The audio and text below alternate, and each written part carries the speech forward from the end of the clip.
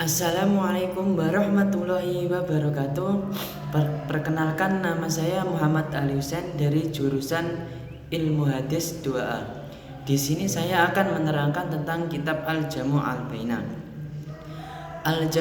Kitab Al-Jamu' Al-Baina adalah sebuah kitab yang berisi kumpulan Sahih Imam Bukhari dan Imam Muslim. Nah, karyanya Syekh Yahya bin Abdul Aziz Al-Yahya. Nah, kitab yang paling sahih setelah Al-Quran adalah kitab Sahih Bukhari dan Muslim. Perhatian para ulama tentang kitab ini sangatlah besar sekali. Nah, hal ini karena dua kitab ini adalah kitab yang disepakati oleh seluruh ulama Islam akan kesahihan dan keagungannya. Nah, maka dari itu kita selebih layak mempelajari kitab Bukhari dan Muslim ini. Demikian pula wasiat para ulama untuk betul-betul mengkaji dua kitab ini.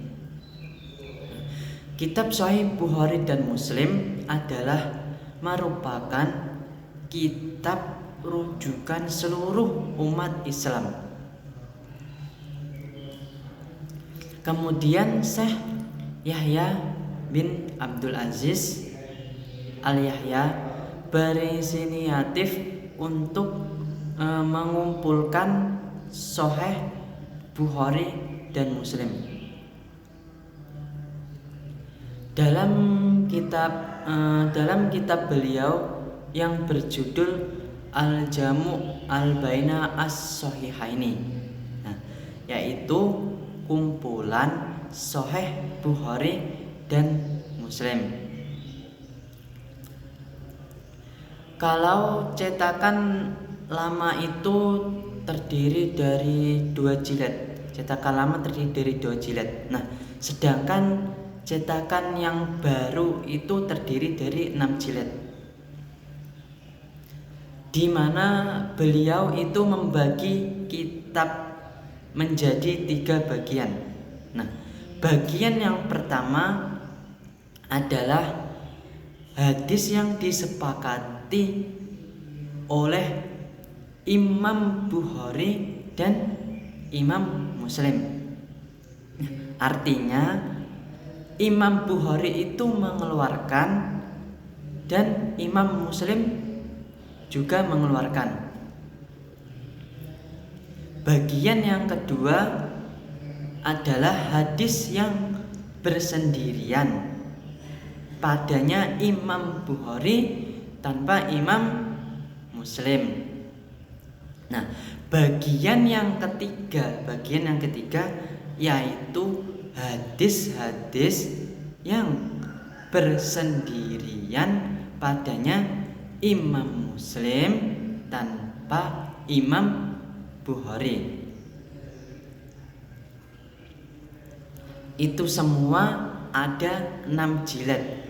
Namun yang 6 jilid ini di Indonesia belum ada. Adanya di Arab Saudi.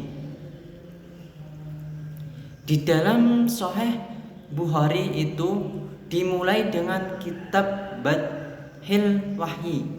Nah, artinya permulaan wahyu. Kalau di Sahih Muslim, kitab yang pertama itu adalah Kitabul Iman. Syekh di sini lebih memilih tartibnya Imam Muslim. Nah, karena apa? Karena tertibnya Imam Muslim itu kata ulama lebih bagus daripada tertibnya Sahih Bukhari. Dan mencari hadis di Sahih Bukhari itu lebih sulit. Nah, lebih sulit dibandingkan mencari hadis di Sahih Imam Muslim. Nah, karena apa? Nah, karena Imam Bukhari itu menulis kitab bukan sebatas mengeluarkan hadis-hadis yang sahih saja, tetapi juga mengeluarkan kaidah fikih. Dan kaidah fikih itu dijadikan bab oleh Imam Bukhari. Nah, semisal kita mencari hadis hadis tentang bab nikah. Nah, terkadang kita mencari di Sahih Bukhari tentang bab nikah itu tidak ada. Makanya kata para ulama, mencari hadis Bukhari itu sulit, sangat sulit. Nah, kenapa? Karena kita harus tahu tentang fikihnya Imam Bukhari dulu. Kita harus mencari fikihnya Imam Bukhari dulu. Dan langsung saja ya, kita mulai dengan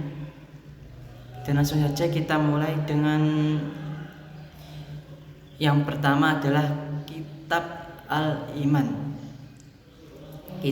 Al-Iman. Nah, iman secara bahasa yaitu pembenaran dan penetapan.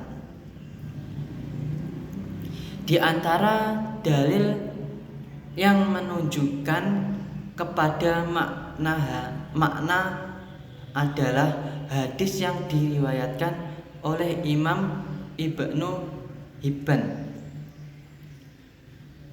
bahwa Nabi Shallallahu Alaihi Wasallam ditanya oleh seseorang,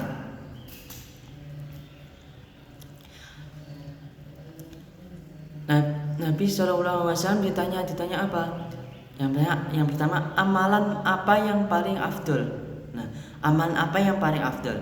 Beliau Shallallahu Alaihi Wasallam menjawab, beriman kepada Allah dan Rasulnya.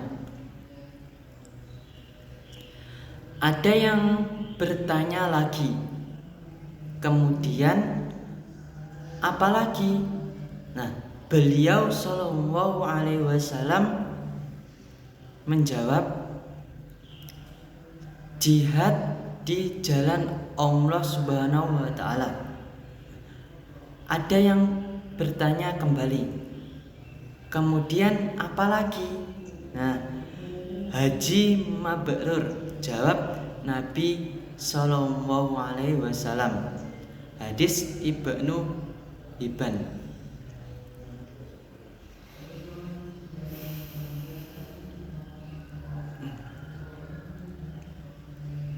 Ibnu Hajar menjelaskan bahwa makna iman pada hadis di atas adalah keyakinan kepada iman yang berupa pembenaran.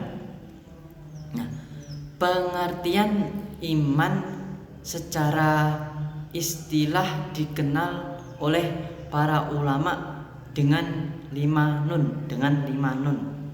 Nah, 5 nun itu apa saja? Nah, yang pertama adalah al-yaqinu bil jinan. Nah, al-yaqinu bil jinan itu diyakini dalam hati. Artinya diyakini dalam hati. Yang kedua adalah al-qaulu bil lisan. Nah, al-qaulu bil lisan itu artinya apa? Artinya diucapkan dengan lisan. Nah, yang ketiga adalah al-amalu bil arkan. Nah, al-amalu bil arkan artinya dilakukan dengan perbuatan. Yang keempat itu yazidu bitaati Rahman, yazidu bitaati Rahman. Nah, artinya iman bertambah karena ketaatan kepada Ar-Rahman, Allah Ar-Rahman. Nah, yang keempat atau ketiga ya? Yang keempat ya. Yang keempat adalah yang kisu bil isyan. Artinya iman berkurang karena kemaksiatan. Nah, yang tadi yang kelima. Nah, keyakinan dengan hati namun tidak mau mengucapkan dengan lisan. Keyakinan dengan hati namun tidak mengucapkan dengan lisan, maka Islamnya tidak diterima.